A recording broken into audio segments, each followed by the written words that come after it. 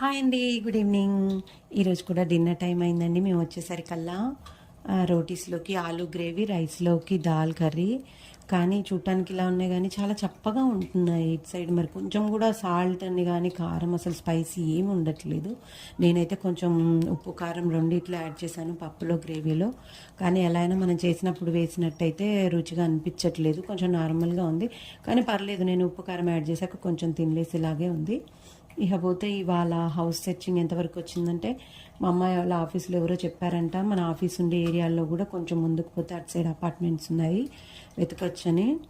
ఇంకా ఇదైతే 62 సెక్టారు ఆఫీసులు ఉండే ఏరియా. చాలా మెయిన్ రోడ్డు, చాలా కాస్ట్లీ ఏరియా. చూసాము అపార్ట్మెంట్స్ అయితే కొన్ని, కానీ ఎంత చూసినా 50,000 60,000 మినిమం ఉన్నాయి. ఈ మెయిన్ రోడ్డు ఇక్కడ కాస్ట్లీ ఏరియా కాబట్టి ఈ రేటు ఉన్నాయి అనుకుంటా. మళ్ళీ మెయింటెనెన్స్, కరెంట్ బిల్ అయితే ఎక్స్ట్రా అవుతుంది, చాలా అయిపోతుంది. మనమైతే భరించలేము. ఇంకా చూడాలి మళ్ళీ రేపు ఎల్లుండి ఎలా ఉంటుందో, ఎలా దొరుకుతాయో.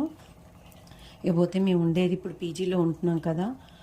తన పీజీ రూమ్లో అయితే ప్రస్తుతానికి ఎవ్వరూ లేరు కాబట్టి తన పీజీ రూమ్లోనే ఉంటున్నాము. కానీ మేము ఉంటున్నందుకైతే మనిషికి 500 తీసుకుంటున్నాడు.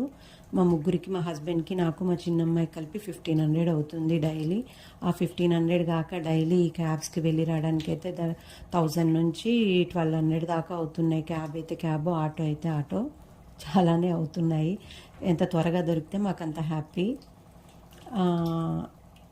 మా అమ్మాయి మేము వచ్చేసరికల్లా అయితే స్నాక్స్ తెచ్చి పెట్టేసింది మా కోసం రెడీగా. పర్లేదు, స్నాక్స్ అయితే బాగానే ఉంటున్నాయి. నా వీడియోస్ కనుక నచ్చితే మా ఛానల్ని సబ్స్క్రైబ్ చేయడం వల్ల మీకు ఫరక్ పడేది ఏముంది చెప్పండి.